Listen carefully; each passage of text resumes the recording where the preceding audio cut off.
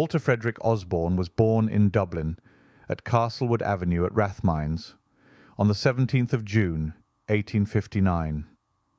His father was of Dublin birth, and also a popular artist and a Royal Hibernian academician, who is now chiefly remembered as a painter of dogs and horses.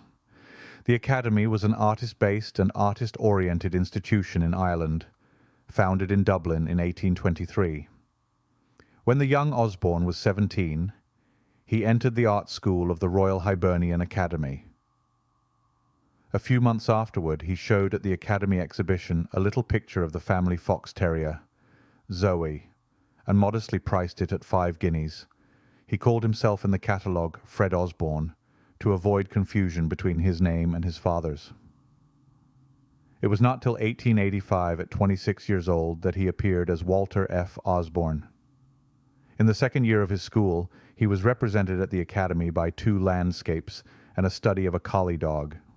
He won a silver medal at the Academy School in the same year, and in 1880 was awarded the Albert Prize for a large landscape in oils.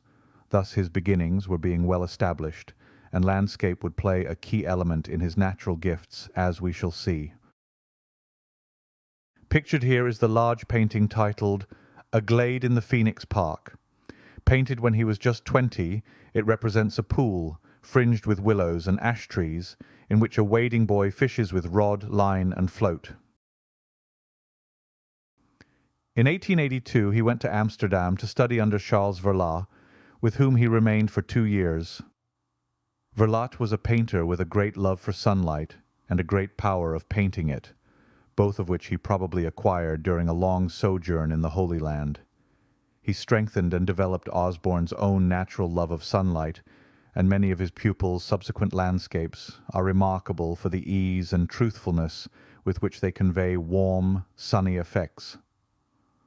Osborne was elected during his absence abroad, early in 1883, an associate of the Royal Hibernian Academy, and sent home to the Academy exhibition, following his election, 11 paintings of Belgian scenery, some of them being little more than sketches. The year after he was represented by no fewer than 15 landscapes, which included Breton as well as Belgian views. In 1885 he sent landscapes from Surrey and Warwickshire. In 1886 he was elected a full member of the Hibernian Academy, presumably on the merits of his landscapes alone. About this time he established a custom of spending his summers, as a boarder, in secluded English farmhouses, particularly in those of Surrey, Sussex, Oxfordshire, Berkshire, Warwickshire, and Norfolk. The fruits of these holidays, mingled with pictures of scenes in the Dublin streets, were shown every spring in the Hibernian Academy exhibitions, and brought him considerable reputation but little material success.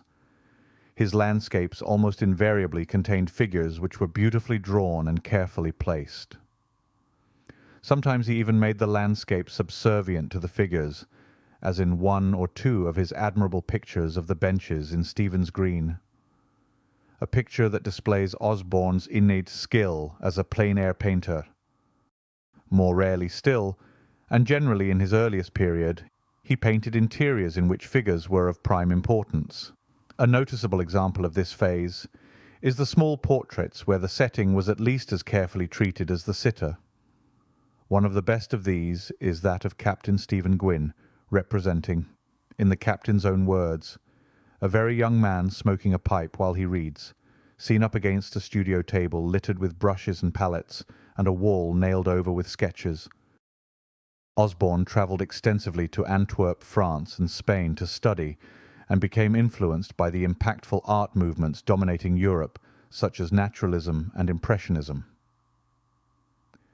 He was fascinated by the technical effects of painting light and colour in the open air, which he was well suited for, as mentioned earlier. He preferred depicting scenes of everyday life reflected by such artists as Bastien Lepage and Dagnon Bouverie, with their cool, all-pervading tones. It was a fresh, naturalistic style and approach sweeping the times, but we can also see he was not opposed to looking into the themed historical ideas for further inspiration demonstrated in his sketchbooks.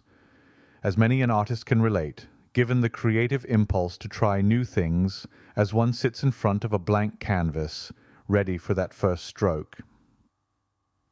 Osborne spent much of his time in Dublin with his parents during the winter months, and in the summer travelled to rural England and frequent English museums and galleries to gather inspiration and make important contacts, leading him to his later in life dedication to portrait work for income. Osborne does not seem to have thought seriously about portraiture, in the usual sense of the word, until the 1890s were well begun. The first important portrait in oils which he exhibited was one of Dr. Anthony Corley. It was shown at the Royal Hibernian Academy exhibition in the year 1889. But here we have a sudden mystery. What happened to Dr. Corley's portrait? Well, we have the following account from the college web page. They begin. Let us now turn our attention to the mystery of the portrait. It is the tradition in the RCSI, the Royal College of Surgeons in Ireland, for the president to have their portrait painted and then hung within the college once their term of office is finished. Dr. Corley commissioned a portrait of himself by the well-known artist William Osborne in 1889. Dr. Corley died in 1890, and subsequently the portrait was never presented to the college. An email from a distant relation of Dr. Corley's inquiring about the portrait got us wondering if the family doesn't have the portrait and the college doesn't have the portrait. Where in the world is the Osborne portrait of Dr. Anthony Haggerty Corley hanging today? The mystery remains. In 1890, Osborne showed no portrait, but in the following year, a competent but rather dull portrait of Edward Dowden, shown here, now in the National Gallery of Ireland, created the trend that kept him busily occupied until his premature death, wasting his talent in immortalising the people of reputation, rank, or fashion in Dublin, as reported by Osborne's biographer. He painted over 100 of them in little more than 10 years. For a while his landscape painting continued to flourish beside his essays in portraiture. In 1895 he went on a tour in Spain with Sir Walter Armstrong, then director of the Irish National Gallery, and in the year following on a tour to Holland with the same companion. Landscapes painted in both these countries were duly exhibited in the Hibernian Academy. They were almost the last of their kind. In 1898, 4 of his total of 5 exhibits were portraits. From thenceforth his landscape work was relegated to the second place in his endeavours. He still painted landscapes in his holidays and still, occasionally, sent 1 or 2 to the exhibitions. But he felt, as the earlier master of both landscape and portraiture, Thomas Gainsborough must have felt when he showed his landscapes to Lord Lansdowne of his time, saying, "People won't buy 'em, you know. I'm a landscape painter, and yet they come to me for portraits." Osborne had more reason to regret the public's predilections, for, unlike Gainsborough, he was far greater in his landscapes than in his portraits. He knew this himself, and deplored the disloyalty to his art into which he was led by a most admirable loyalty to his family. Yet when 7 years had passed without his being able to sell a single important landscape, he wrenched himself from what he truly loved and turned unflinchingly to what he thought was duty. Like many good painters, Osborne possessed a shrewd business sense, and took every legitimate opportunity of increasing his reputation, showing his wares wherever and whenever he could. As a result, notwithstanding the moderate prices he asked for them, and the still more moderate prices he generally received, he left a fortune of close to $4,000, an equivalent to $120,000 today. In 1881 he began to exhibit in England, sending a picture to the Walker Art Gallery of Liverpool, which institution he continued to favour with fair regularity.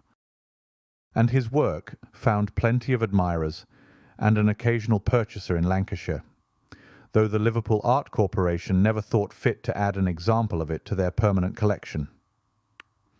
He first sent pictures to London, to the Institute of Painters in Oil Colours, which became known as the Society of Oil Painters. In 1886 he began his series of contributions to the Royal Academy exhibitions, which continued annually. The Royal Birmingham Society of Artists attracted his notice in 1888, and he exhibited with them on 8 occasions during the next decade. At the Paris International Exhibition of 1900, his portrait of Mrs. Noel Guinness and her daughter was declared worthy of a bronze medal, and its frame was labelled by the authorities to that effect. But at the close of the exhibition, Osborne was invited to forward the cost of the medal he had won, and as he very properly refused to do so, he never received his prize. Another honour, one rarely conferred on an Irish artist, was offered to him in the same year when Lord Cadogan, the Viceroy, wished to make him a knight in recognition of his merits as a painter, which he modestly declined the dignity. Osborne's larger pictures were all on canvas. The smaller ones and sketches are often found painted directly on unprimed white wood panels. Watercolours did not appeal to him as much as oils. He has not left many watercolour drawings, and apparently produced very few, until comparatively late in life. Many most interesting scraps of information as to Osborne's tastes and temperament can be gleaned from the collection of his catalogues, which his mother presented to the National Library of Ireland soon after his death. Several of them are elaborately annotated and contain excellent sketches, a few of which are originals. On the 24th of April, 1903, Osborne died suddenly of double pneumonia in the house where he was born and where all his life was spent. He was only 43 years of age when he died and was unmarried. His father had passed away 2 years before, but his mother lived for 7 years longer. As he had always shown a generous temperament, a sense of fun, and a spirit of sportsmanship, he left a wide circle of personal friends to whom his charming personality had endeared him. These were by no means all artists or art lovers, for he had no inveterate taste for such company. Osborne worked in most media. He painted with equal facility in both oils and watercolour. He also did many fine drawings in pastel and at least 2 etchings. It's been stated, there is no Irish painter who comes near rivalling his versatility, either in range of subject or in variety of technique. His work shows the most scholarly appreciation of the possibilities and limitations of each method. His landscapes in oil are, at times, perhaps too fluidly painted, and in some cases they show a tendency to crack. They never show a trace of underpainting nor of ill-considered arrangement. His manner of laying paint became broader and freer with each succeeding year, less careful but more skilful. Finally, we hope you enjoyed this look at the brief life of an extraordinary painter, whose work inspires us even today. His natural gifts were on display from the beginning. Thank you to our subscribers, and if you would please leave a like, as it helps the channel a great deal, and we will be bringing many more well-deserved and highly skilled artists in the future. So for now, thank you.